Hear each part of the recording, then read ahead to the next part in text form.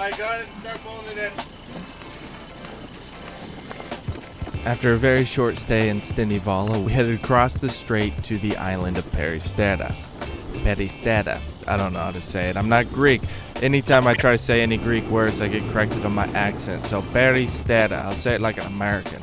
Peristera. Went to the island of Peristera. And luckily, right next to the bay that we anchored in for the first evening is a beautiful shipwreck. If you can say a shipwreck is beautiful. You know, as a sailor, shipwrecks are also quite terrifying. They're kind of like a nightmare scenario. Before we really get into this video, be sure to subscribe for more videos like this one. So we motored over to it because you can anchor next to it, but you need calm weather, and decided to give it a little bit of an explore. This is the first time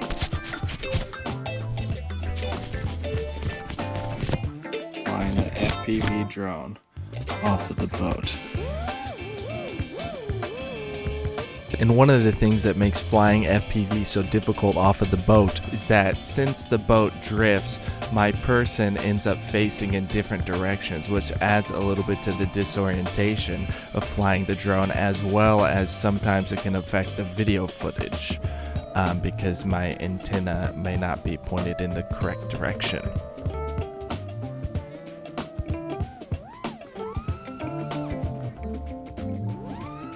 So let me drop a little bit of knowledge about this shipwreck.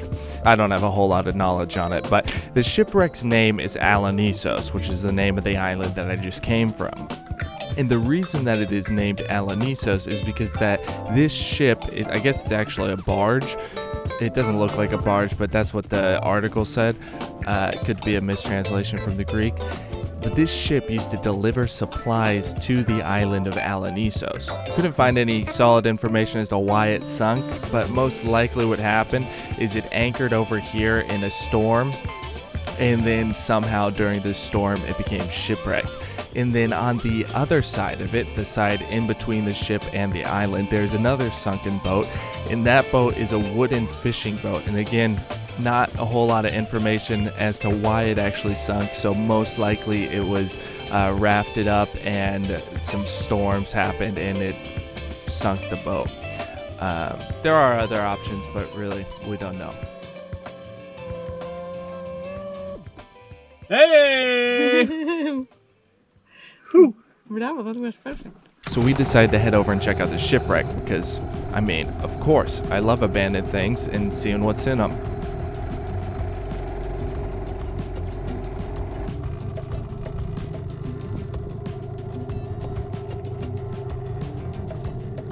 But you can really get a sense of how big this ship is by how long it takes us to move around it. It's by no means a small vessel.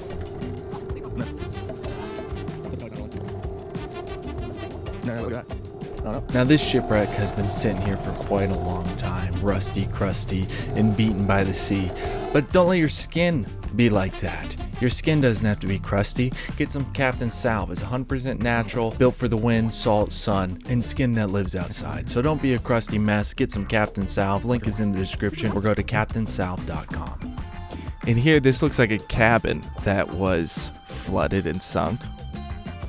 But it looked like somebody probably slept there. And then here, it looks like it might be just a hallway or possibly a pantry area.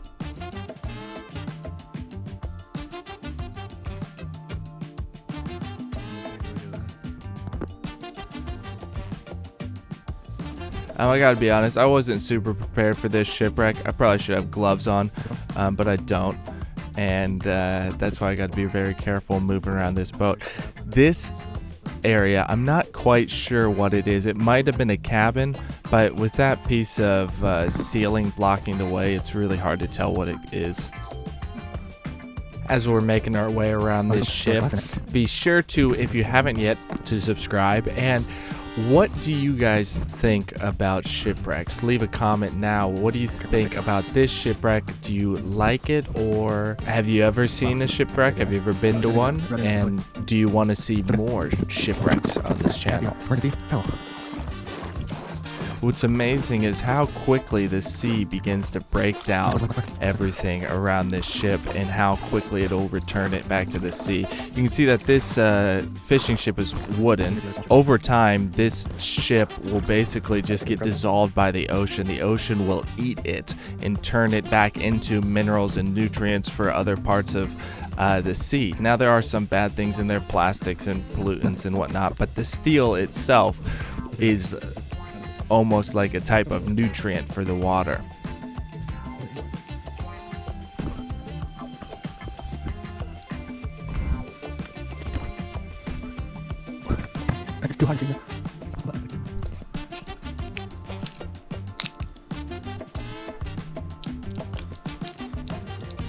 This is what they mean when they talk about remote viewing. So this cabin is actually the galley. You can barely see the stove in the video clip, but there is a stove in there, so that would make that the galley.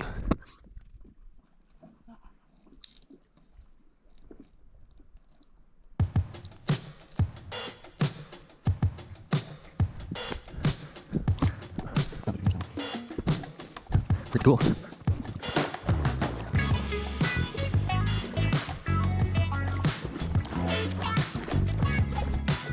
So as we paddle over here, you can see that this boat here is made of wood and it was here after the ship, and you can see that it is disintegrating much, much faster.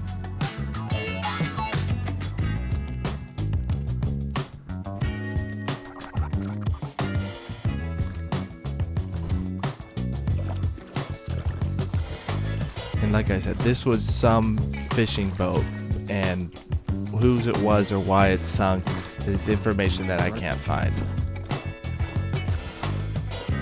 But when we come over to the bow of Alanisos, the ship, you can see that there is a crane on board. So, which in an area like Alanisos is great because in the port they don't have cranes. What do you think it is about shipwrecks and abandoned places that makes them so alluring?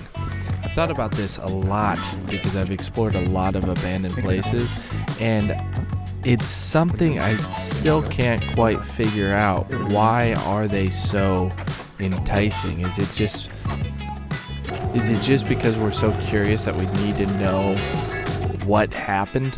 What do you think?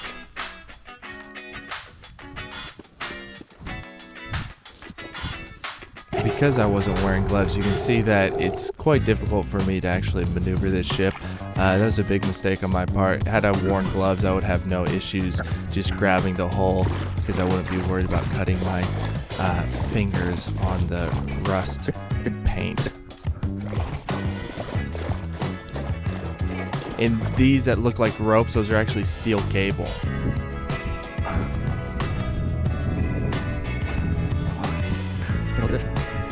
But this here is the windlass, very big windlass to lift up a big anchor, and I mean that chain is massive. So this was a hefty ship.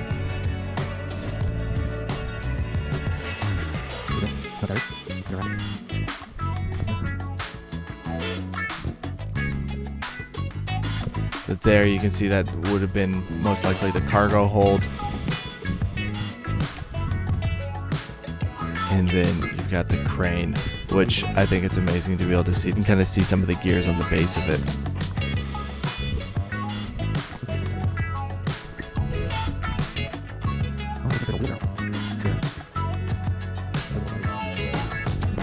But especially this side, which gets more action from waves, you can see that the ship is really starting to disintegrate and that the sea has already eaten through many of the metal plates that are would have been flooring, basically.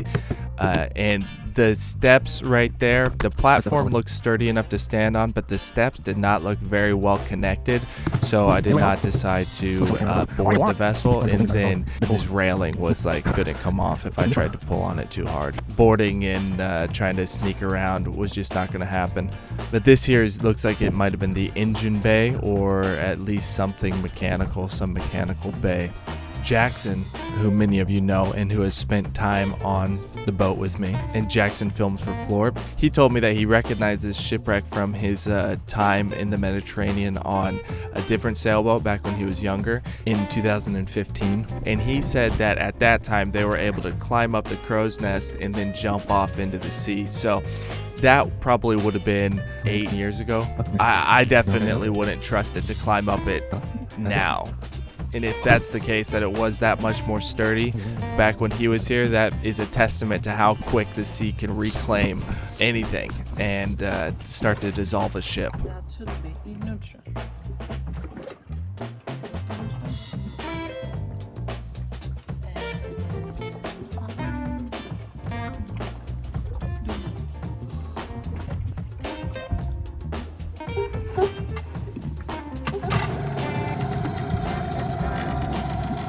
So I let Nikki steer us back to the boat, and this is only like her second time operating the dinghy, second or third time operating the dinghy, so give her a break. But she's working on it, she's getting better.